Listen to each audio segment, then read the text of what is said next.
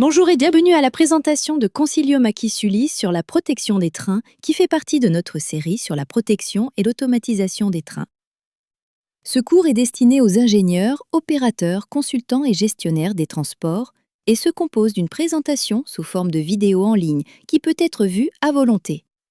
Veuillez noter que ce cours est uniquement à des fins éducatives, qu'il faut consulter les normes applicables pour obtenir des informations définitives. Il n'y a aucun prérequis pour participer à ce cours. Cette vidéo répondra à la question quels sont les systèmes de protection des trains. Elle décrira ensuite les types de systèmes de protection des trains, en commençant par les systèmes d'avertissement, puis les systèmes d'arrêt automatique des trains et les contrôles de vitesse. Enfin, elle expliquera la supervision complète de la vitesse assurée par la protection automatique des trains. Les systèmes de protection des trains sont des technologies qui atténuent le risque que, à cause d'une erreur du conducteur, un train se déplacera plus loin que ce qui est autorisé ou plus vite que ce qui est autorisé. Si nécessaire, ils interviennent en coupant automatiquement la puissance de traction et en appliquant les freins. Avant de telles interventions par un système de protection, il peut y avoir une alarme pour alerter le conducteur de ralentir. La mesure dans laquelle le risque de dépassement de vitesse dû à une erreur du conducteur est atténué dépend de la technologie et du scénario spécifique. L'atténuation peut également dépendre de la configuration correcte des systèmes, avec des paramètres qui représentent le train et l'infrastructure. De plus, il existe des causes de risque qu'un système de protection des trains ne peut s'atténuer, comme une autorisation de circulation erronée, envoyée par le système de signalisation, une défaillance du système de freinage, ou une mauvaise adhérence roue-rail. Il est également important de noter que la protection des trains n'est qu'une des multiples mesures d'atténuation du risque de distance et de vitesse excessive. D'autres incluent l'intégrité de la sécurité du système de signalisation qui envoie les autorisations de circulation, les conditions logiques pour l'envoi de ces autorisations de circulation, les distances de sécurité réservées au-delà des limites des autorisations de circulation dans lesquelles un train peut s'arrêter sans entrer en collision avec d'autres véhicules, les fonctions de signalisation pour ralentir les trains aux endroits critiques, l'intégrité de la sécurité et les performances des systèmes de freinage des trains, les marges de sécurité dans les calculs de freinage des trains, des mesures pour atténuer le risque de faible adhérence telles que l'enlèvement de la végétation, la pulvérisation de sable et l'installation de bacs à sable à bord des trains, la prévision et le signalement des zones de faible adhérence afin que les conducteurs puissent ajuster leur style de conduite en conséquence, la compétence du conducteur, les politiques de conduite défensive qui encouragent les conducteurs à freiner tôt pour les limites des autorisations de circulation et les restrictions de vitesse, et la signalisation pour rappeler aux conducteurs les vitesses autorisées. Les systèmes d'avertissement sont une forme très élémentaire de protection des trains. Leur rôle principal est d'alerter les conducteurs des restrictions opérationnelles qui peuvent les obliger à freiner ou à prendre d'autres mesures. Ces restrictions se présentent généralement sous la forme de signaux affichant des aspects restrictifs, indiquant que l'autorisation de circulation du train se termine à ce signal ou à un signal butoir ultérieur. Ils peuvent également inclure des avertissements de réduction de la vitesse autorisée. Un système d'avertissement peut appliquer les freins si un conducteur ne reconnaît pas un avertissement pendant une période de temps spécifique.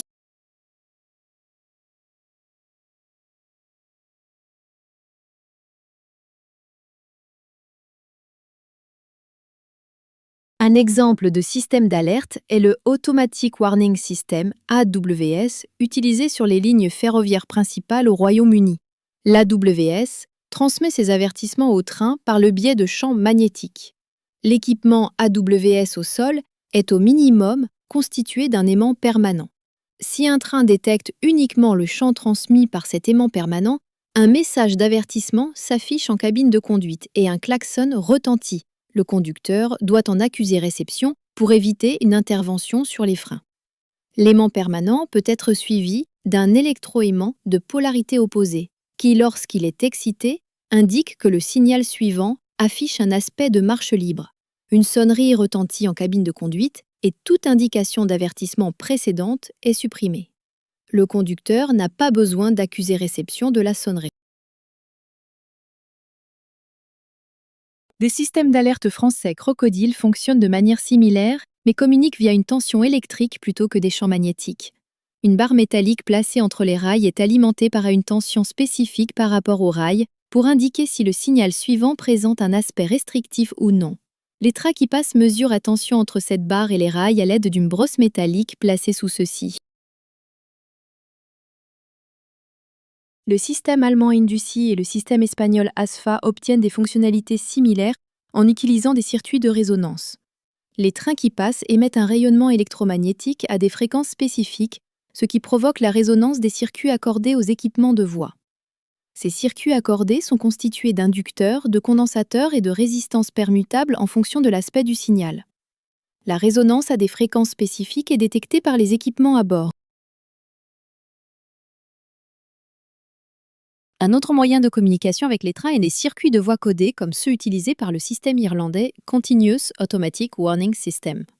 Un potentiel électrique alternatif est appliqué entre les deux rails et détecté par les trains en circulation. Ce potentiel alternatif est lui-même modulé pour communiquer les états de signalisation au train.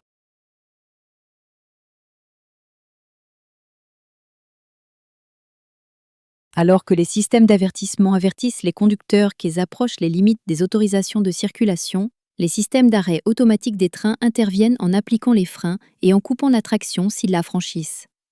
Les systèmes d'arrêt automatique se situent généralement aux signaux capables d'afficher des signaux rouges et sont assortis de distances de dépassement de sécurité permettant au train de s'immobiliser en toute sécurité après un freinage au passage d'un signal rouge. Le premier type de système d'arrêt automatique des trains utilisait un bras mécanique monté sur la voie qui, lorsqu'il était soulevé, poussait une valve de freinage montée sur les trains qui passaient. Ainsi activée, la valve de freinage provoquait une activation du frein, ce qui immobilisait le train.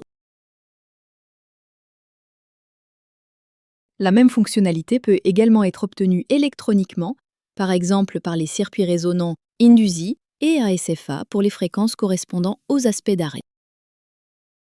Ou par des paires de boucles inductives montées sur la voie qui transmettent des champs magnétiques alternatifs à des fréquences spécifiques, comme celle utilisée par le Train Protection and Warning System, TPWS, Train Stop System, TSS, du Royaume-Uni. Alternativement, des balises montées sur la voie peuvent transmettre des messages électroniques ordonnant l'activation du frein. Elles sont utilisées par diverses technologies de protection des trains, notamment le TCS, le KVB, le SCMT et le TBL.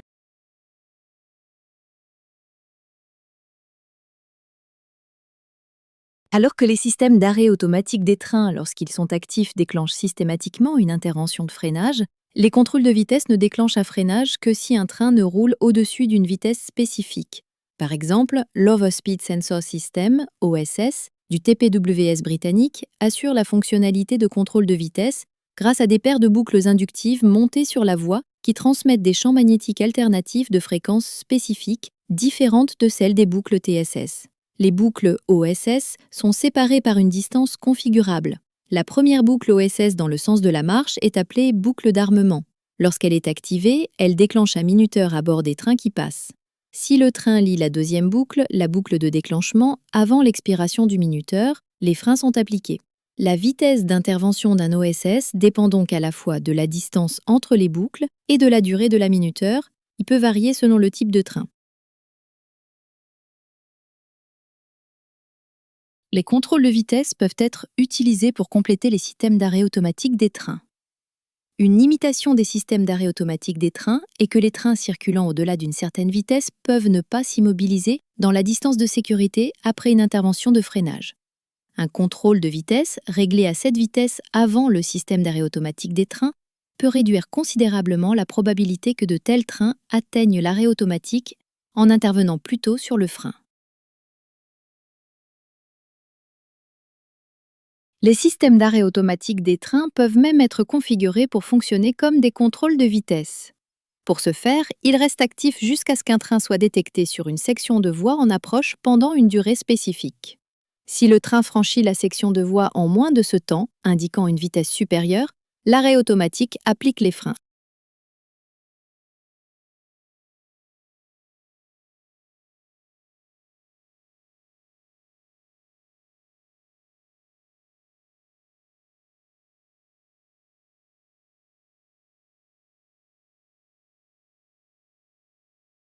Un niveau de protection encore plus élevé peut être atteint grâce à la supervision continue de la vitesse des trains, comme le font les technologies de protection automatique des trains ATP, telles que l'ETCS, le KVB, le LZB, le SCMT, le TBL et le TVM. En plus d'intervenir si les trains dépassent les limites de leurs autorisations de circulation, l'ATP supervise les courbes de freinage avant ces limites. De même, outre la surveillance de la vitesse maximale autorisée, l'ATP surveille également les courbes de freinage à l'approche des réductions de vitesse autorisées.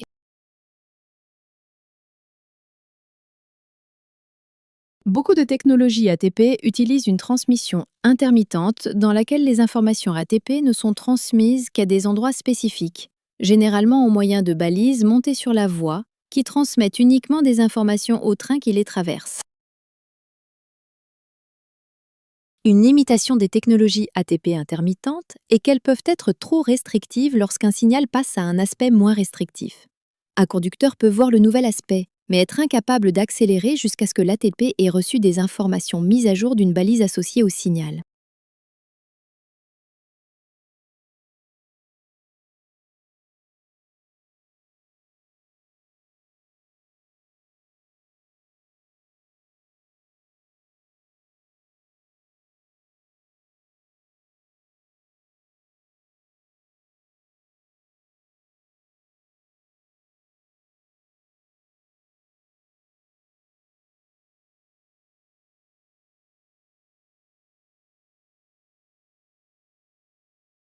De même, si un signal passe à un aspect plus restrictif, l'ATP ne supervisera pas le nouvel aspect jusqu'à ce que le train passe la balise associée.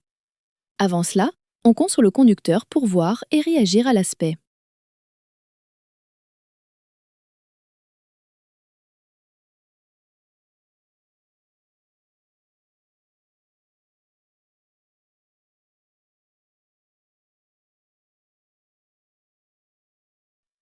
L'ATP à transmission continue surmonte ces limitations en fournissant continuellement aux équipements embarqués des informations mises à jour. Différents moyens peuvent être utilisés pour communiquer continuellement les informations ATP, comme les circuits de voix codés, les boucles inductives continues, les câbles rayonnants et la radio. La radio a tendance à être préférée dans les systèmes ATP continus modernes car elle nécessite moins d'équipements montés sur la voie. En résumé, les systèmes de protection des trains sont des technologies qui atténuent le risque d'erreur du conducteur, entraînant un train à se déplacer plus loin ou plus vite que ce qui est autorisé, en intervenant si nécessaire en coupant la traction et en appliquant les freins. Les systèmes d'alerte constituent une forme très élémentaire de protection des trains, dont le rôle principal est d'alerter les conducteurs des restrictions opérationnelles qui peuvent les obliger à appliquer les freins ou à prendre d'autres mesures. Alors que les systèmes d'avertissement avertissent les conducteurs qu'ils approchent de la fin d'une autorisation de circulation, les systèmes d'arrêt automatique des trains interviennent en appliquant les freins et en coupant la traction s'ils la dépassent. Les contrôles de vitesse appliquent les freins si un train roule au-dessus d'une vitesse spécifique et sont parfois utilisés avec les arrêts des trains. Les systèmes de protection automatique des trains, ATP, offrent un niveau de protection supérieur en supervisant en permanence la vitesse du train, y compris dans les courbes de freinage.